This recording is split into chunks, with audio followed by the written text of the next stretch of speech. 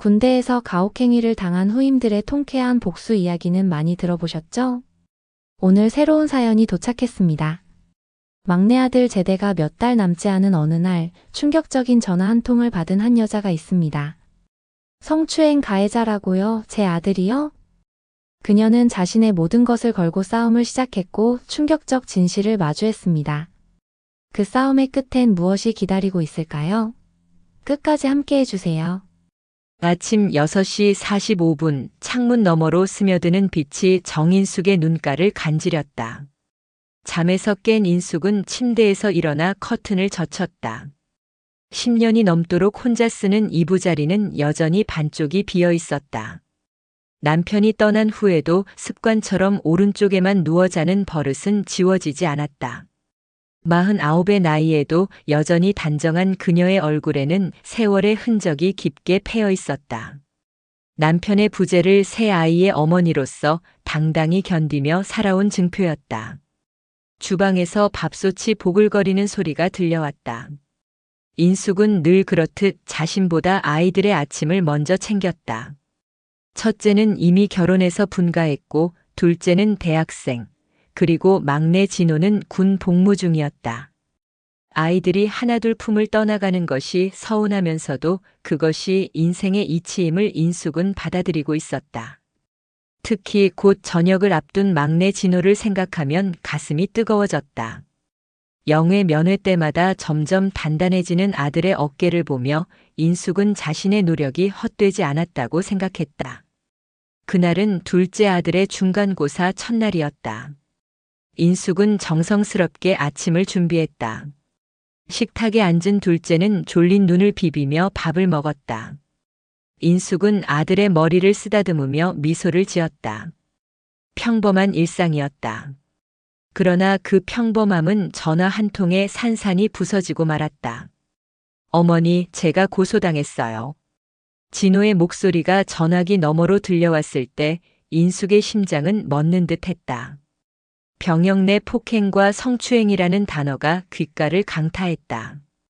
아들의 급한 목소리에서 당혹감과 억울함이 뒤섞여 있었다. 인숙은 식탁 의자에 털썩 주저앉았다. 그녀의 손에서 전화기가 미끄러져 내릴 뻔했다. 무슨 소리니? 내가? 인숙은 심장이 뛰기 시작했다.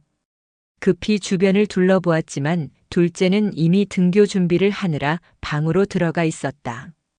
그녀는 진호의 목소리에 집중했다. 정말 억울해요, 엄마. 제가 후임을 괴롭혔다고. 그것도 폭행과 성추행으로 고소당했어요. 진호의 목소리 끝이 떨리고 있었다. 그 순간 인숙의 머릿속에는 진호의 성장 과정이 파노라마처럼 스쳐갔다. 아이는 항상 불의를 보면 참지 못하는 정의로운 성격이었다. 그런 아이가 병역 내에서 그런 누명을 쓰다니 도저히 믿을 수 없었다. 인숙은 숨을 가다듬고 다시 물었다. 진호야, 무슨 일이 있었던 거야? 천천히 말해봐. 진호는 억눌린 듯한 목소리로 간략히 상황을 설명했다. 후임병과의 사소한 접촉이 확대 해석되었다는 사실을 들으며 인숙은 본능적으로 뭔가 잘못되었다는 걸 느꼈다. 이건 우연이 아니라 분명히 누군가의 악의적인 계획이라는 생각이 들었다.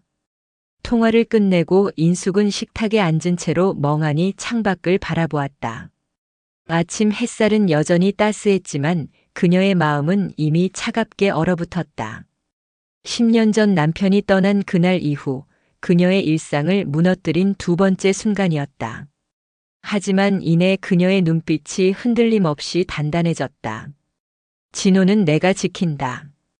반드시 지킬 것이다. 인숙은 마음속으로 다짐하며 전화기를 들어 다음 움직임을 준비했다.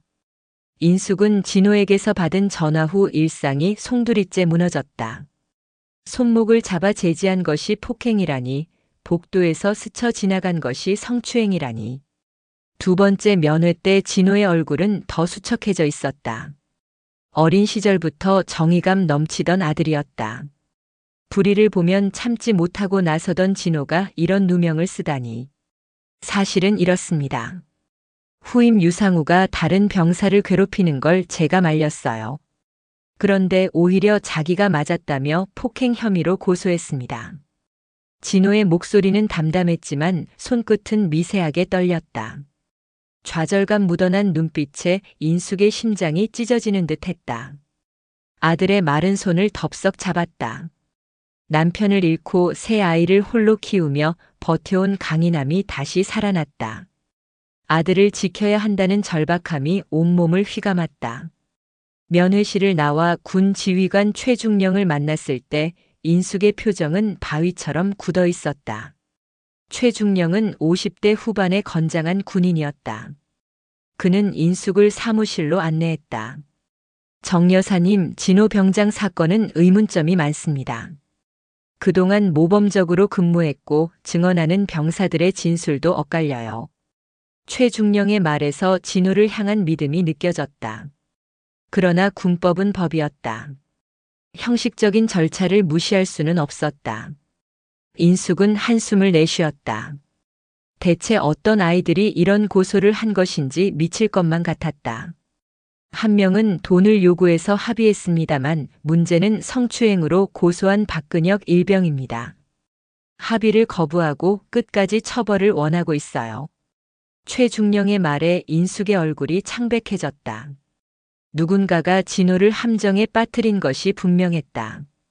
급히 좋은 변호사를 선임하세요. 제가 해드릴 수 있는 조언은 여기까지입니다. 집으로 돌아오는 버스 안에서 인숙은 옛 기억을 더듬었다. 25년 전 그녀에게 고백했던 남자가 있었다. 그의 진심 어린 눈빛이 떠올랐다. 결국 지금의 남편을 선택했지만 그는 이제 군사사건 전문 변호사가 되어 있었다. 세간의 평판도 좋은 인물이었다. 주소록을 뒤적이며 그의 연락처를 찾아냈다. 이도훈이라는 이름 앞에서 한참을 망설였다.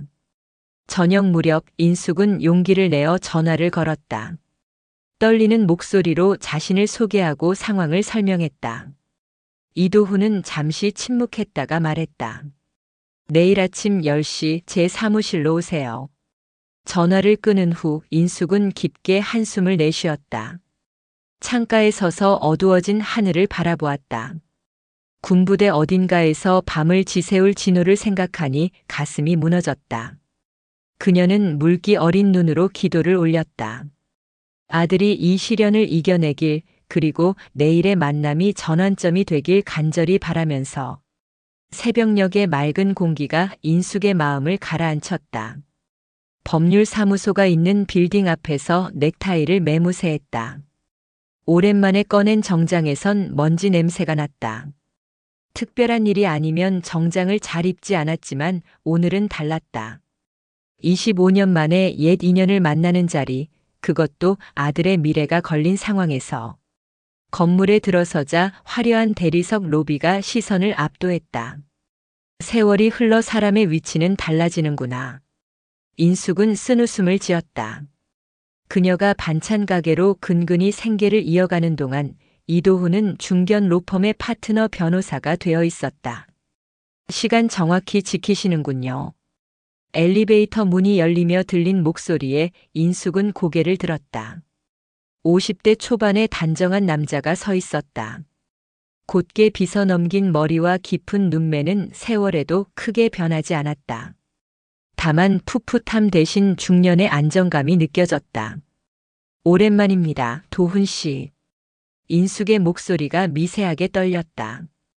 도훈은 부드러운 미소로 그녀를 사무실로 안내했다. 창밖으로 도시 전경이 한눈에 들어왔다. 정갈한 책상과 벽면 가득한 법률 서적들이 그의 세계를 보여주는 듯 했다. 자세한 이야기부터 들어볼게요. 도훈의 말에 인숙은 모든 상황을 털어놓았다. 진호가 겪고 있는 억울함, 합의를 거부하는 고소인의 태도, 절망감까지. 말하는 내내 도훈은 메모하며 집중했다. 그의 눈빛이 점점 심각해졌다. 몇 가지 의문점이 있네요.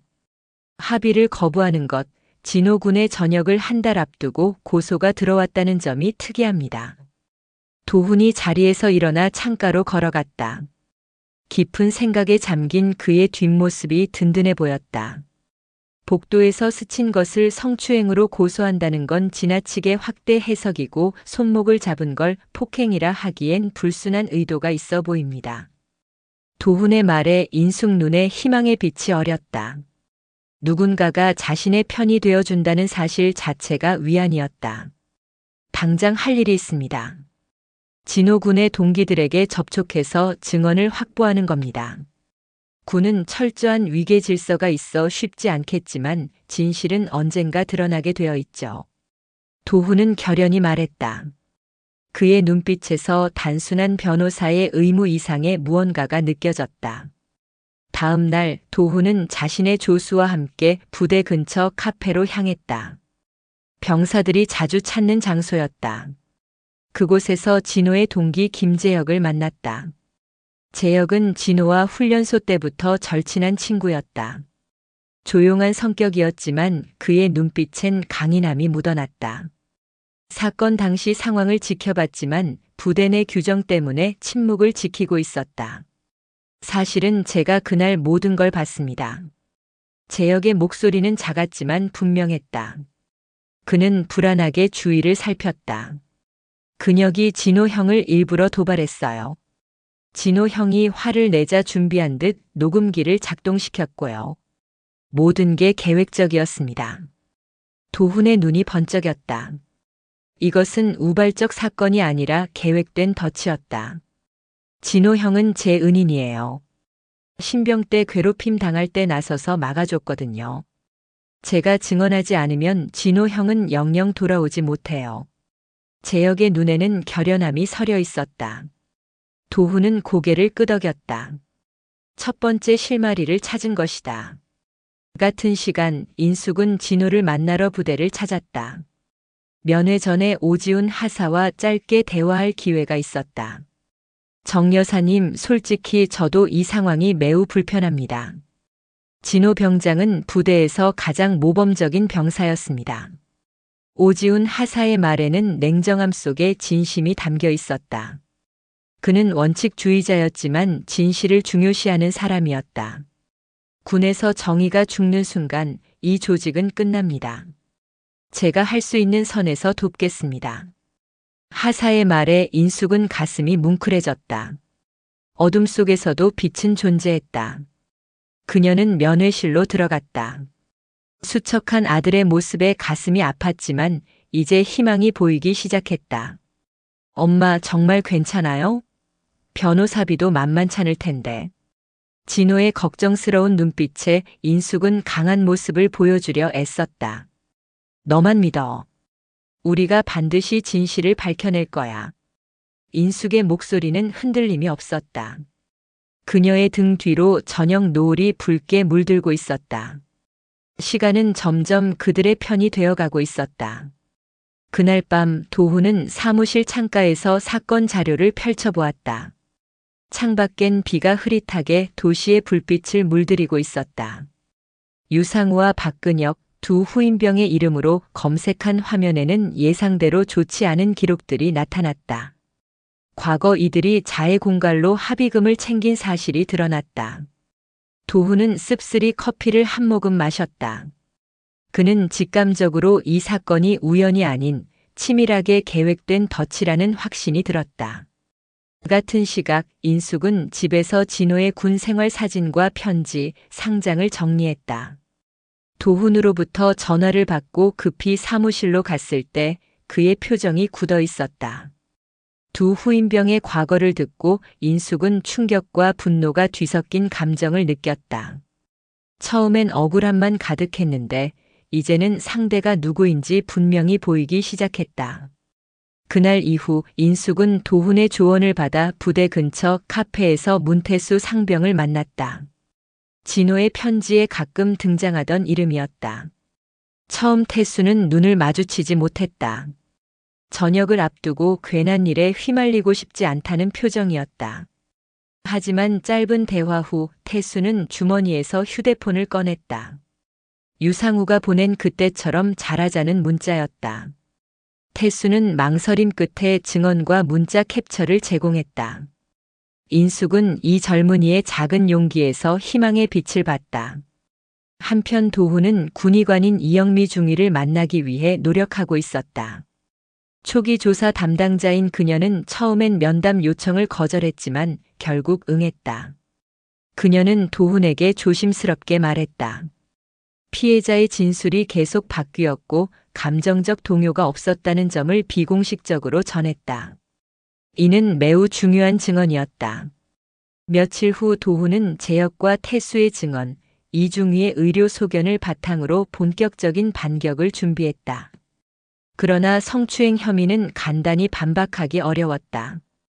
인숙은 밤늦게까지 도훈과 자료를 검토하며 전략을 세웠다. 그녀는 자신이 쓰러지면 아들도 무너질 것이라는 생각에 단 한순간도 약해지지 않았다. 한편 유상우와 박근혁은 부대 내 휴게실에서 불안해하며 이야기를 나눴다. 변호사가 파고든다는 소식에 그들의 초조함은 더욱 커지고 있었다. 결국 그들은 서로에게 피해자인 척 끝까지 진술을 번복하지 말자는 말을 반복하며 스스로를 달랬다. 이 모든 상황을 돌이켜보면 인숙에게는 치열한 전투와 같은 나날들이었다. 도훈의 지원, 태수와 재혁의 용기, 그리고 이중위의 결단이 있었지만 아직 승부는 끝나지 않았다. 하지만 인숙은 이제 두려워하지 않았다. 아들의 결백을 위해서라면 무엇이든 할 준비가 되어 있었다. 어둠이 깊어진 밤 형광등 아래 긴 그림자를 들이우며 앉아있던 그때 인숙은 생각했다. 이제는 명확한 길이 보이기 시작했다고. 진실을 위한 싸움은 외로운 여정이 아니었다. 열흘이 지나면서 사건은 새로운 국면을 맞았다. 군 검찰의 정식 조사가 시작되었고 두 고소인의 태도는 더욱 강경해졌다. 도훈의 사무실에는 진호 사건 관련 자료들이 산처럼 쌓여갔다. 그는 이제 단순한 변호인이 아닌 마치 수사관처럼 진실을 좇고 있었다. 도훈은 두 후임병의 과거 행적을 더 깊이 파고들었다. 그 결과 그들은 이전에도 유사한 방식으로 두 건의 자해 공갈 사건에 연루된 적이 있었다.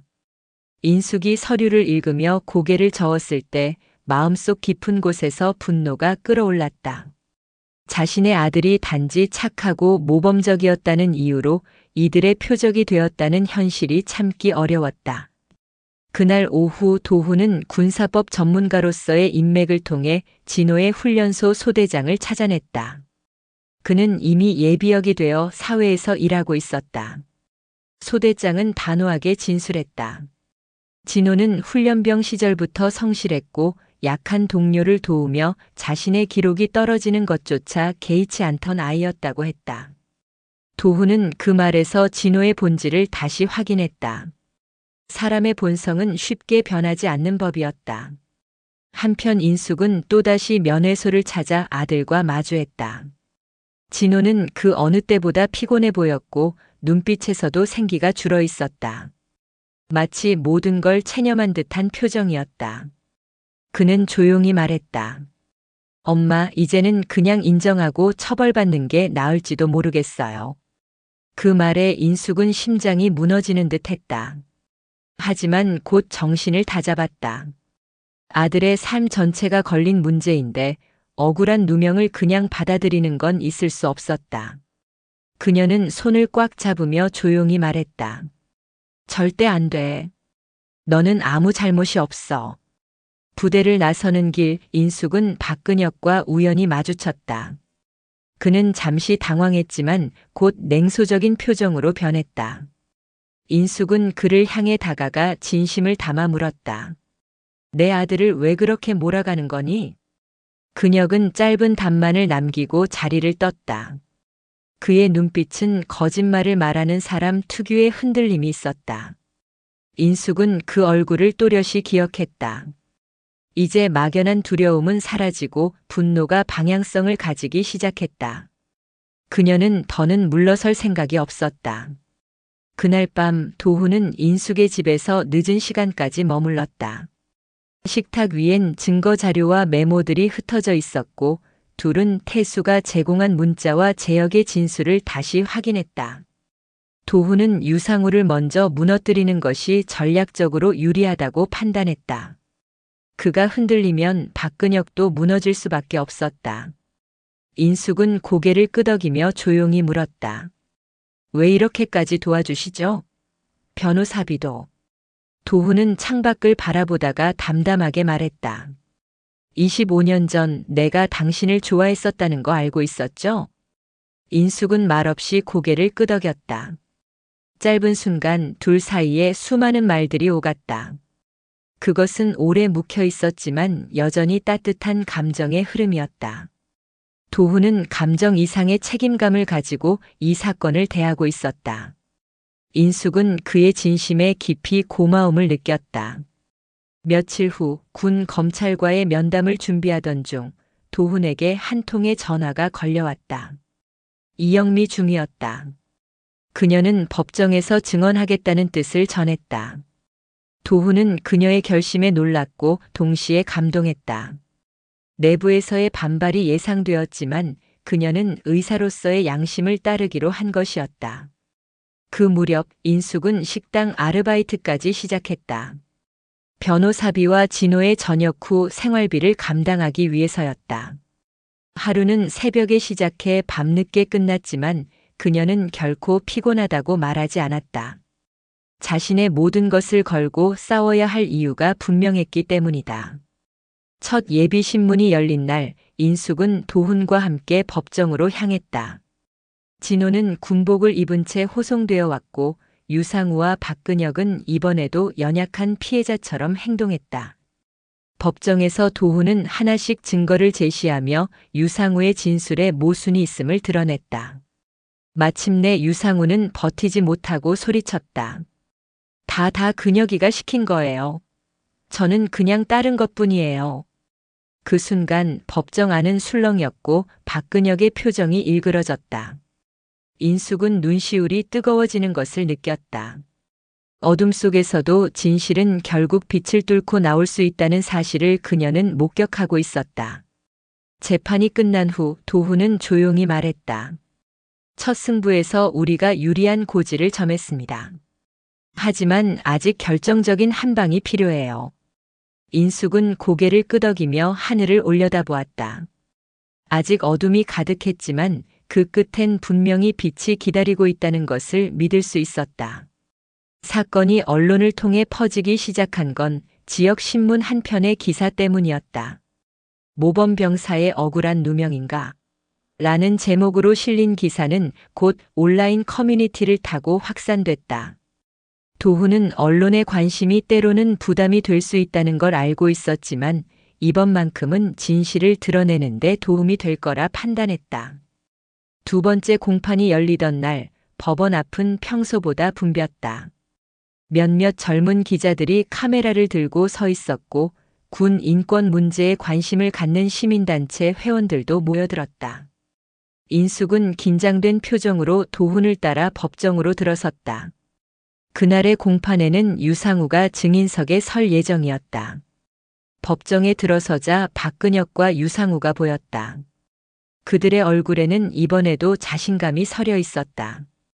옆자리엔 군 법무관이 앉아 있었고 진호는 역시 군복을 입은 채로 호송되어 왔다. 전보다 더욱 수척해진 모습이었지만 그의 눈빛엔 단호함이 담겨 있었다. 증인으로 호출된 유상우는 자신만만하게 증언을 시작했다. 그는 마치 연습이라도 한 듯 진호가 자신의 손목을 비틀었다는 주장을 또박또박 이어갔다. 도훈은 차분하게 반대 신문을 시작했다. 유일병, 당신이 폭행을 당했다고 주장하는 날짜는 언제입니까? 9월 15일 오후 4시경입니다. 도훈은 천천히 서류를 꺼내 들었다. 그는 유상우가 병원에서 진료받은 기록이 9월 14일로 되어 있다는 점을 지적하며 그의 진술이 일관되지 않음을 드러냈다. 유상우는 순간 당황했지만 곧 태연한 얼굴로 날짜 착오라고 둘러댔다. 하지만 도훈은 물러서지 않았다. 그는 유상우가 과거에 자해 공갈로 고소한 전력이 있다는 점을 서류로 제시했다. 이어 문태수 상병이 제출한 문자 메시지를 꺼냈다. 그때처럼 잘하자는 문구가 박혀 있었다. 유상우는 더는 버틸 수 없었다. 그건 그냥 군 생활 잘하자는 의미였습니다. 도훈은 결정적인 반격을 날렸다. 유상우가 폭행당했다고 주장한 시각, 진호는 지휘관과 면담 중이었다는 사실을 확인한 것이다. 그 근거는 최중령의 확인이었다. 공황 상태에 빠진 유상우는 결국 참지 못하고 외쳤다. 다 근혁이가 시킨 거예요. 저는 그냥 따른 것뿐이에요. 법정은 한순간에 술렁였다. 박근혁의 얼굴이 일그러졌고 판사가 망치를 두드리며 정숙을 요청했다. 인숙은 그 순간 가슴이 벅차올랐다. 마침내 진실이 어둠을 뚫고 세상 밖으로 나오는 순간이었다. 공판이 정회된 후 기자들은 도훈과 인숙에게 몰려들었다. 도훈은 사건의 실체를 침착하게 설명했다. 이번 일은 단순한 병역 내 다툼이 아니라 계획적인 무고와 인생 파괴 시도였다는 것이 요지였다. 그날 저녁 인숙의 집에 작은 축하 모임이 열렸다. 둘째 아들이 케이크를 사왔고 도훈과 재혁, 태수도 함께 자리했다. 오랜만에 웃음소리가 퍼지는 식탁이었다. 도훈은 자리에 앉아 조심스럽게 말했다. 아직 끝난 건 아닙니다. 폭행 혐의는 무너졌지만 성추행 혐의는 남아있어요. 그의 말에 인숙은 조용히 고개를 끄덕였다. 그녀는 이제 더 이상 눈물 흘리는 약한 어머니가 아니었다. 긴 싸움의 중심에서 점점 더 단단해진 전사였다. 알아요. 하지만 오늘은 작은 승리를 축하하고 싶어요. 우리가 함께 이뤄낸 승리를요. 그녀는 도훈의 눈을 바라보았다. 짧은 눈빛 교환이었지만 그 안에는 묵직한 감정이 담겨 있었다. 도훈 역시 그 눈빛을 놓치지 않았다. 식탁 한편에서 재혁과 태수가 속삭였다. 유상우는 끝났고 박근혁이 혼자서 버틸 수 있을지 모르겠다는 말이었다. 둘은 이제 이 싸움이 끝을 향해 가고 있다는 걸 느끼고 있었다. 그때 인숙의 전화가 울렸다. 진호였다. 법원의 결정으로 그는 구금 상태에서 풀려나 대기 상태로 전환되었다는 연락이었다. 인숙의 눈에 눈물이 고였다. 이번엔 기쁨의 눈물이었다. 하지만 모두는 알고 있었다. 진짜 승부는 이제 시작이라는 것을. 아직 성추행 혐의가 남아 있었고 진호의 명예와 미래는 여전히 흔들릴 수 있었다. 도훈은 창밖을 바라보며 생각에 잠겼다. 그의 눈엔 다시 결연한 의지가 떠올랐다. 끝까지 가보죠, 정 여사님. 우리는 진실을 밝혀낼 겁니다. 그 말에 인숙은 고요한 미소를 지었다. 이제 그녀에게는 확신이 있었다. 진실은 반드시 승리한다는 믿음, 그리고 함께 싸우는 사람들이 있다는 안도감. 그것이면 충분했다. 가을의 끝자락, 비 내리던 수요일 오후. 인숙은 은행 문을 나서며 긴 숨을 내쉬었다. 손에 들린 서류가 미세하게 떨렸다. 지금 그녀가 방금 한 일은 단순한 절차가 아니었다. 그것은 삶 전체를 걸고 던진 결단이었다. 남편과의 추억이 고스란히 담긴 집, 새 아이와 함께 울고 웃었던 그 공간을 담보로 대출을 받은 것이다. 그 선택은 어머니로서의 마지막 자존심이기도 했다. 빗줄기가 어깨를 적셨지만 인숙의 발걸음은 흔들림이 없었다. 다음 날 아침 도훈의 사무실에서 마지막 작전 회의가 열렸다. 서류 더미 사이에 앉은 두 사람은 밤새 준비한 자료들을 검토하고 있었다. 도훈은 인숙이 집을 담보로 했다는 사실을 듣고 놀랐다. 너무 위험한 일이라고 생각했지만 인숙은 오히려 담담하게 미소 지으며 말했다. 집이야 다시 마련할 수 있어요. 하지만 제 아들의 명예는 인생은 다시 돌릴 수 없잖아요. 그 말에 도훈은 더 이상 말을 잇지 못했다. 그녀의 표정은 평온했지만 그 안에는 강철 같은 의지가 담겨 있었다. 그는 그녀의 손을 가만히 잡았다. 말없는 연대의 표시였다. 그 순간 두 사람 사이에는 설명할 수 없는 감정의 파장이 흘렀다. 그것은 세월의 무게를 견뎌낸 사람들만이 공유할 수 있는 깊은 이해였다. 그날 오후 인숙과 도훈은 대출금으로 구입한 특수 녹음 장비를 들고 박근혁이 자주 찾는다는 카페로 향했다. 그곳에서 문태수가 기다리고 있었다. 태수의 얼굴엔 결연한 표정이 서려 있었고 그는 두 사람에게 고개 숙여 인사했다. 처음엔 방관자였지만 이제는 이 싸움에 주체적으로 참여하고 있었다. 태수는 근혁에게 문자로 약속을 잡았다. 인숙과 도훈은 안경과 모자, 마스크 등으로 변장을 한 채 떨어진 테이블에 앉아 상황을 지켜봤다. 태수는 자연스럽게 근혁을 맞이했고 처음엔 평범한 대화로 분위기를 풀어갔다. 대화는 점차 진호 사건으로 옮겨갔고 태수는 은근히 걱정스러운 말을 흘렸다. 이러다 우리까지 위험해지는 거 아니냐는 한마디에 근혁은 경계를 조금 풀었다. 그때였다. 태수가 묻듯 던진 질문. 너희 진짜 계획적으로 한 거지? 근혁은 주위를 한번 훑어본 뒤 낮은 목소리로 대답했다. 당연하지. 계급장 달고 거들먹거리는 꼴이 얼마나 꼴 보기 싫었는데. 이 정도면 진짜 미치겠지? 그리고 그는 마치 자랑하듯 자신들의 계략을 털어놓기 시작했다.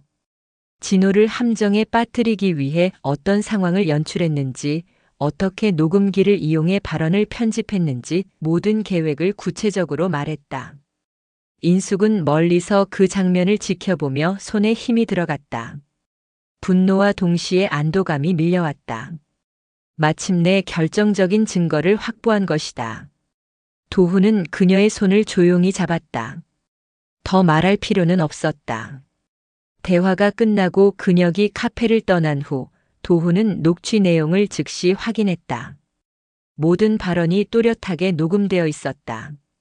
그는 그 자리에서 군 검찰에 녹취 파일을 제출했고 언론에도 관련 내용을 일부 흘렸다.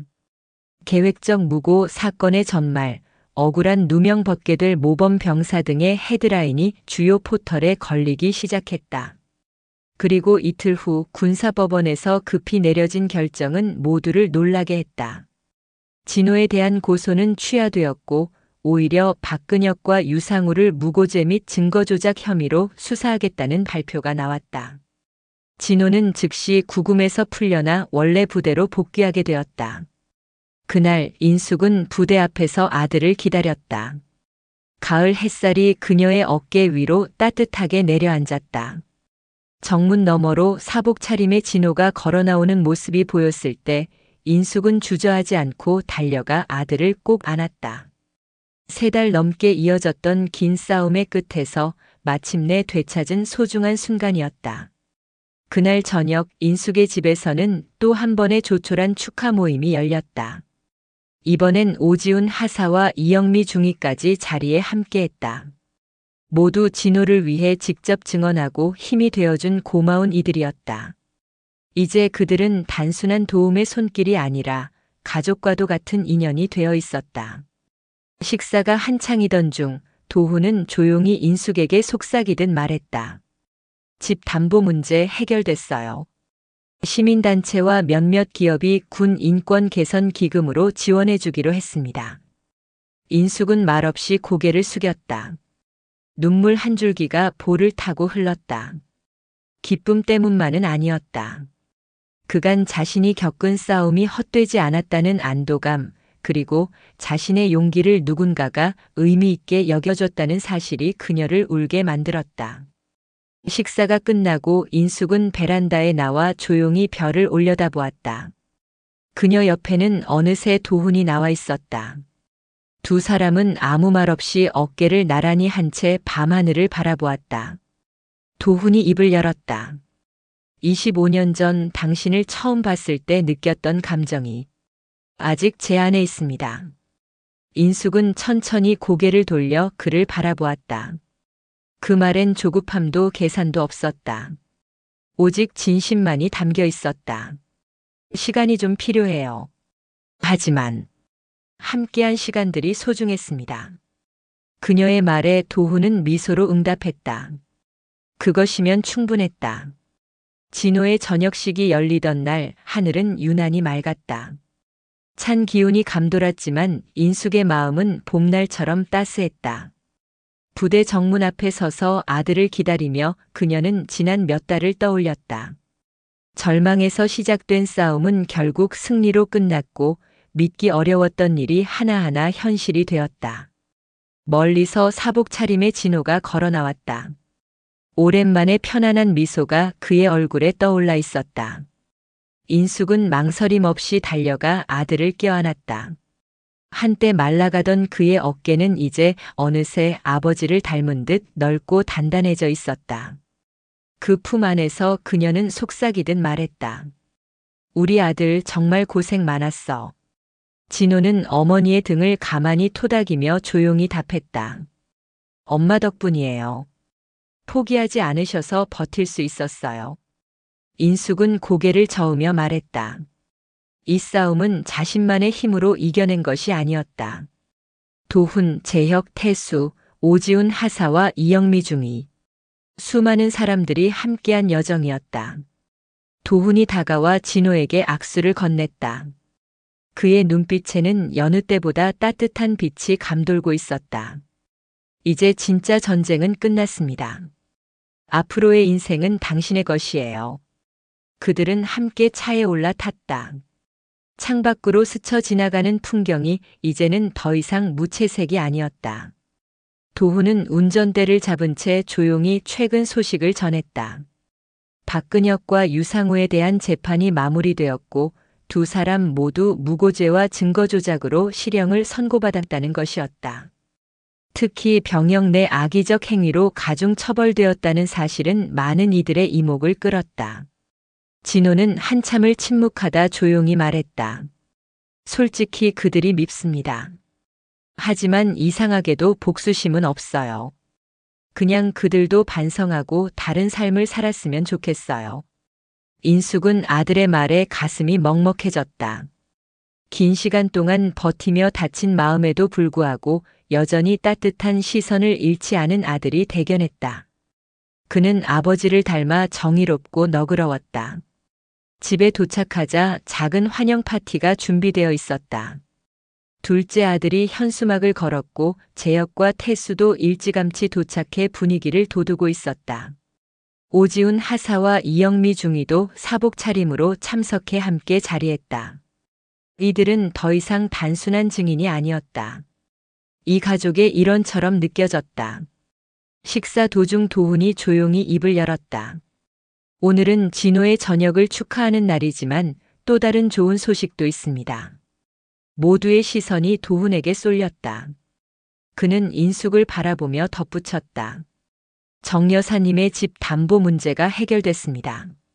시민단체와 몇몇 기업이 군 인권 개선 기금으로 지원을 결정했습니다.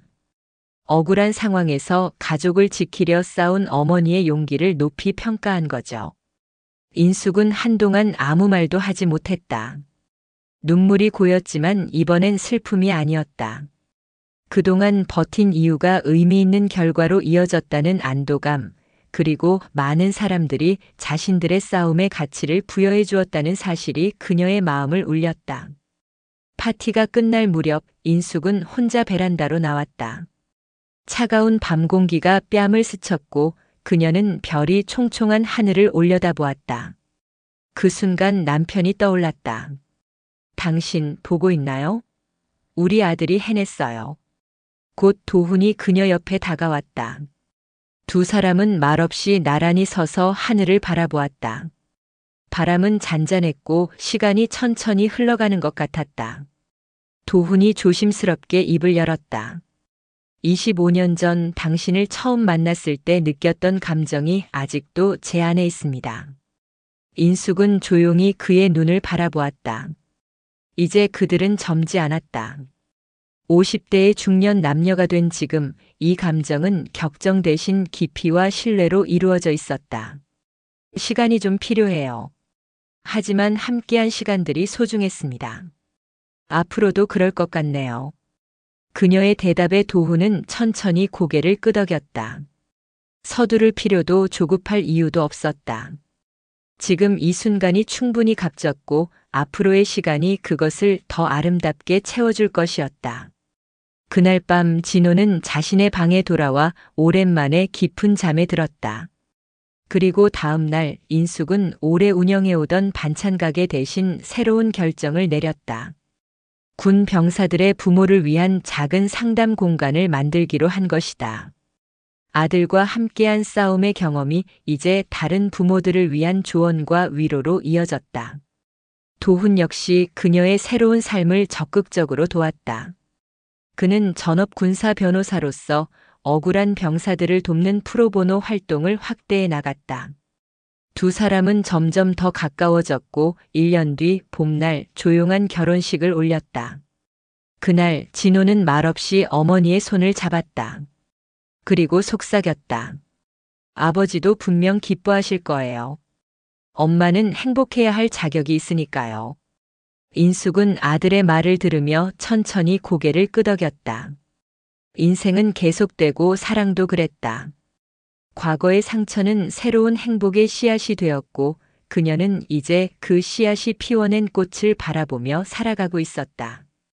유상우와 박근혁은 각자의 형기를 마치고 사회로 돌아왔다. 그들이 진정으로 반성했는지는 알 수 없었지만 적어도 그들의 이야기는 군 내부의 변화를 이끌어냈다. 무고죄에 대한 처벌이 강화되었고 병역 내 피해자 보호 시스템도 새로 정비되었다.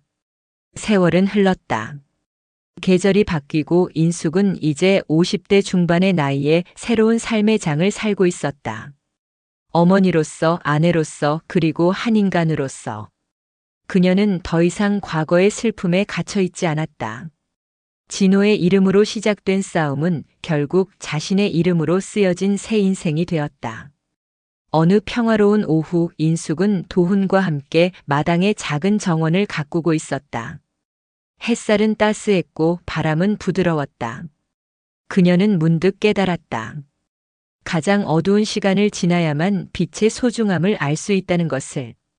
그리고 정의를 위한 한 사람의 용기가 세상을 바꿀 수 있다는 것을. 도훈이 묻듯이 물었다. 행복하세요? 인숙은 웃으며 대답했다. 네, 이제는 정말 행복합니다. 우리 모두가요. 그녀의 눈에는 더 이상 눈물이 없었다. 대신 희망의 빛이 반짝이고 있었다. 그것은 아들의 이름으로 시작된, 그러나 이제는 모두의 이름으로 완성된 진실의 승리였다. 지금까지 긴 영상 시청해주셔서 감사합니다. 이야기가 마음에 드셨다면 구독도 부탁드려요. 다음 이야기도 기대해주세요.